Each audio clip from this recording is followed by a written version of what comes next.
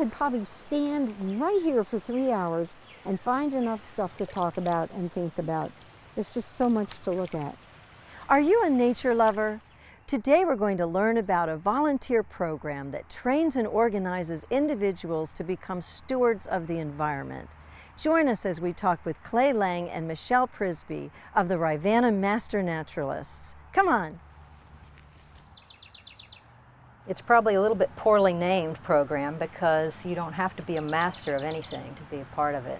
We're science-based, but we want to encourage all the poets and philosophers out there to come and join in, and the artists, because we need all of it. Well, let's talk about the three main components of the program, Michelle. Sure. One is that it's focused on natural resources. We have amazing natural resources in Virginia and here in Charlottesville, woods, our wildlife, our wonderful waters like the Rivanna River. And the program is really focused on not only learning about all those natural resources, but actually going out there and doing something to benefit them, which is the second big important aspect of the program, and that's about volunteerism. So while the training component is really important and is the way to get your foot in the door, the most important aspect of the program is volunteerism. So we connect those trainees who've learned all about the natural resources to projects that need their help to benefit natural resource conservation in the community. Right. And then the third aspect is that it's community-based. We have 29 different chapters around Virginia, including the Rivanna chapter, and each one tries to work with local partners and respond to local needs related to natural resources. As I was explaining to you, we use electricity in the world of fishery science to collect animals, study them, tag them, look at movement, migration, growth, and let them go. It was just a really efficient way to catch the fish. It was so many different types of fish. All right. And we got to see, it was in the chub family, and it had the little cartilage horns, which it used to defend its nest. And that was just really interesting. I'd never seen that before. I think that was one of the highlights for me. All right, what else? I want to show you all something. So what do people have to do to become a master naturalist? They have classes.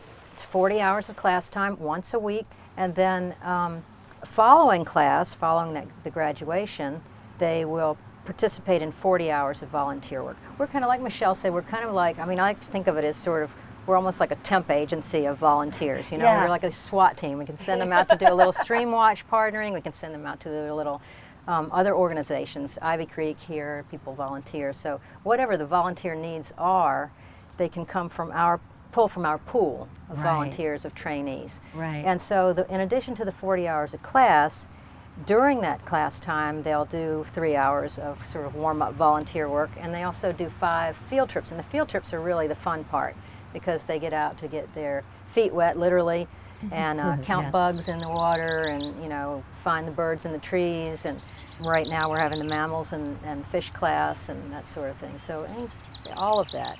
A lot of times you don't get to see the actual animal, but you want to know what was using your creek bottom or what walked through the mud or what was up on your porch in the snow. You can look at the tracks and see what was there. And there are tons of great guides out there on tracks. There's a diverse group of folks in the class.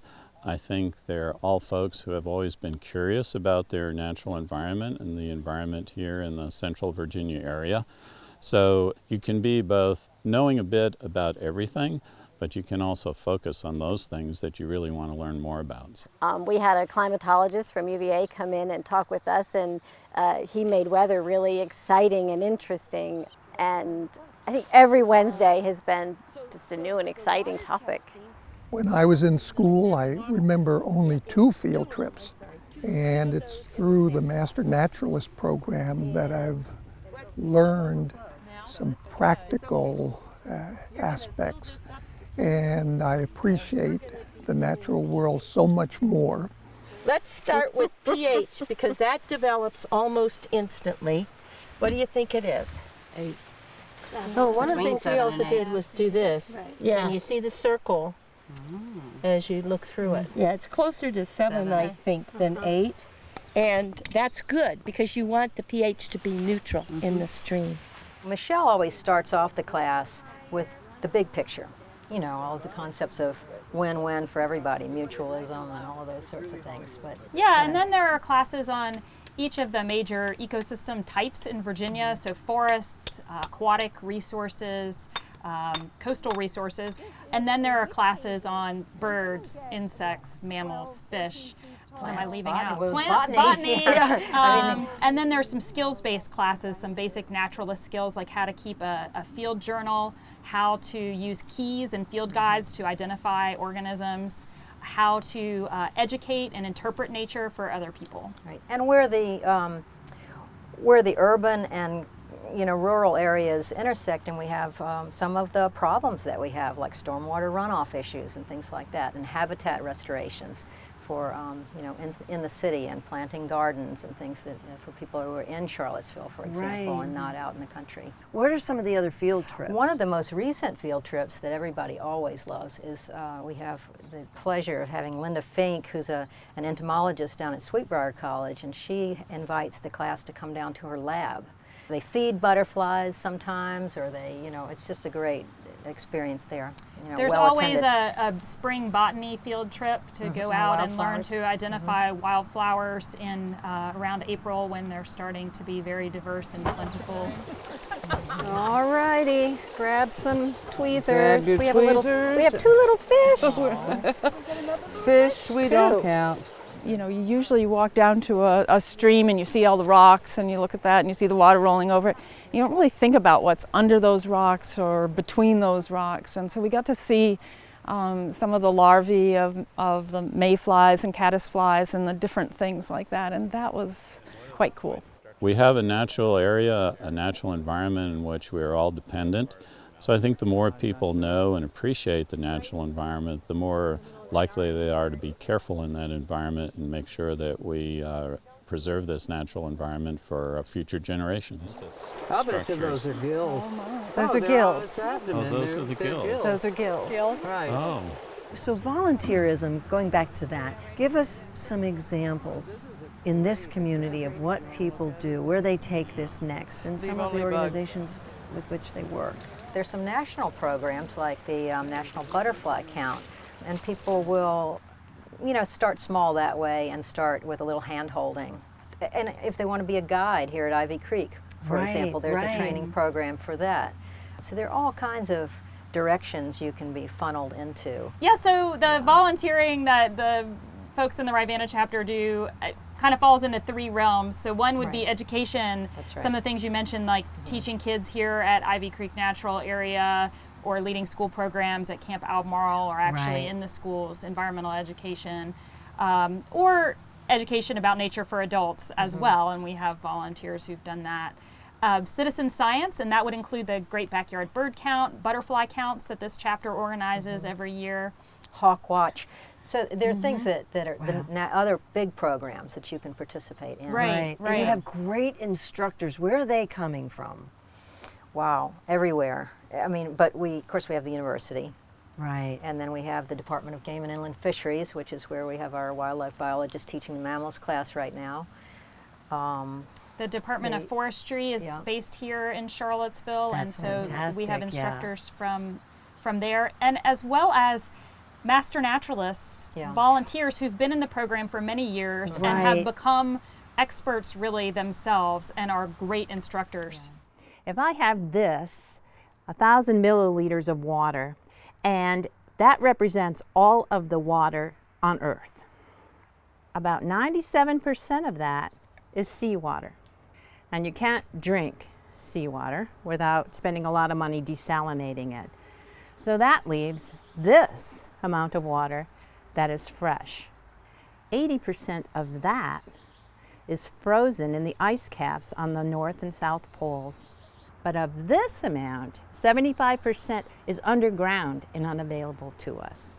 So of that amount, 0.003 of 1%, it's one drop that's available to us. So it's important to keep it clean, and it's important to clean it up if it gets dirty. Let's close this out by talking about how everyone benefits from this program. And that would go to the question too of why become a master naturalist, because you could just sit at home and walk around and look at all the great animals, but I think people who come here, they feel that they've found their tribe, You know, it really is that sort of situation. You're a musician, you love being around other musicians. People here really love being around other people who feel at one with nature. Yeah, I think we offer the volunteers a really meaningful way to do something good for natural resources, and then we offer all the partner organizations and our state natural resource agencies wonderful volunteers who are knowledgeable and skilled because they've gone through the training and can really help make a good difference. And the numbers, I mean, we talk about it has a real value Right. to the state. Right. It's not as just far as the contribution oh, isn't this a of great time. thing? Yeah. I mean, last year you all put in 7,500 hours. The volunteers 7,647. Well, there you go. This year so far, at least 1,700 hours. And probably many, many more than that, Terry, because those are just the hours that get documented so that people can get to count their 40 hours, you know, for certification and continuing certification. But really, there are many, many more hours that go in. And people creating programs that didn't even exist. That's right. You know, That's projects true. and programs that were not even here before. I I think we currently have about 20 projects in the citizen science area and about that many also in the education area, and slightly fewer in the stewardship area where people you can go out and build trails, you know, if that's your thing. Well, this is plant chestnut great. trees. This is so great. Thank you all so much for spending time with us today. You're welcome. Thank you, Terry. So you can see this tree fell down during that storm. I enjoy being an instructor in the Master Naturalist program. It gives me an opportunity to share a lot of things that I know about, like in terms of geology, but it also gives me a time to rejuvenate myself and to learn a lot more and to have a broader application of nature. In Albemarle County, we still have our nature, and the more I learn about it, the more I'm awed by this creation. The Ravenna Master Naturalist program is a group of people who really care about what they're learning about and want to spread the word and want to educate others about their favorite topics and how everyday actions impact the earth.